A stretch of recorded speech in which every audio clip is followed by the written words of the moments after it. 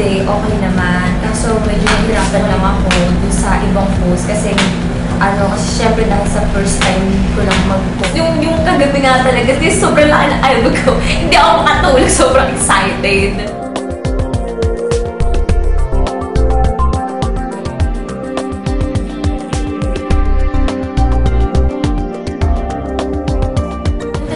Sinamahan ko si ate sa FHM niya. Tapos doon ko na-meet si Valerie. Tapos tinanong niya ako if gusto ko doon mag-post sa FHM.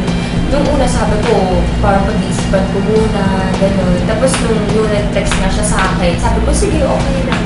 Basta huwag na magta-topless.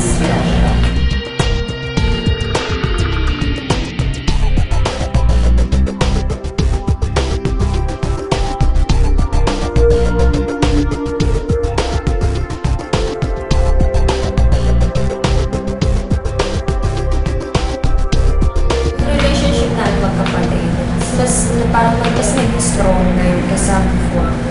Yun, kasi mas naging girl siya sa akin, mas naging girl din ako sa kanya. Tapos pasahan kami ng mga fashion items, mga gano'n. Nakaka-pressure kasi pag tumitingin siya sa akin, parang nakataas yung feeling niya. Parang iniisip niya na dapat maganda yan, yung mga ganyan. Kaya parang pressure ka, diba? Kasi parang expected sa'yo ng tao, diba?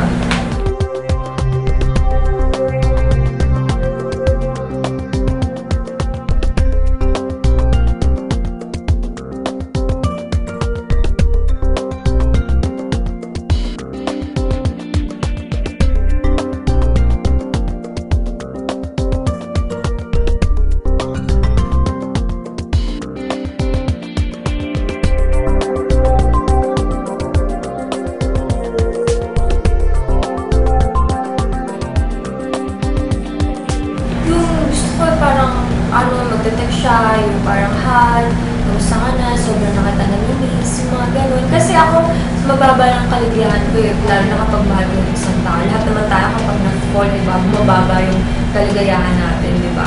Yung masaya na ako pag sinasabihan niya ako ng I love you, miss na kita.